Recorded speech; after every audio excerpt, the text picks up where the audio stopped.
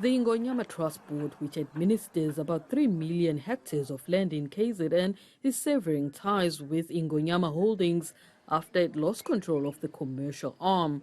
The board accuses the ex-directors of obstructing financial transparency and unlawfully retaining control of the entity.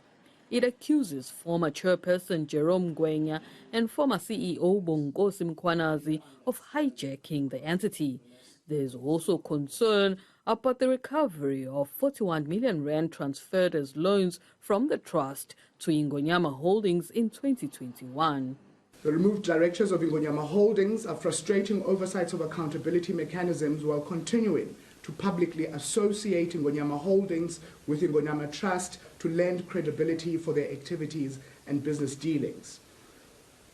We therefore state categorically today that Ingonyama Trust and Ingonyama Trust Board has formally disassociated itself from Ingonyama Holdings. Cases have been filed with the police and the Companies and Intellectual Property Commission's fraud units. While no arrests have been made, the board hopes this leads to the end of years of turmoil. Look, we would like to close this as quickly as possible because it has operational impacts for us. The biggest challenge is one that has to do with the image of Ingonyama Trust.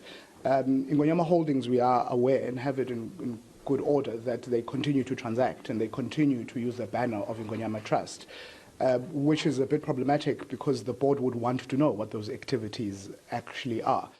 The board also slammed its predecessors for violating customary land rights after occupancy permits were converted to land leases, and Ingonyama Trust refused to follow a court order to reverse the move. 5 years after the ruling, the trust has decided to trace and refund over 1,600 affected families at a cost of 4.2 million rands.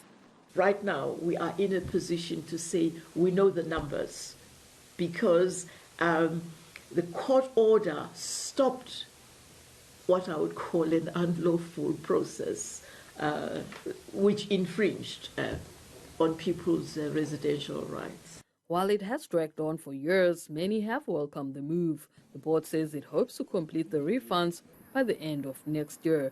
Zanele Buthelezi, Pietermaritzburg.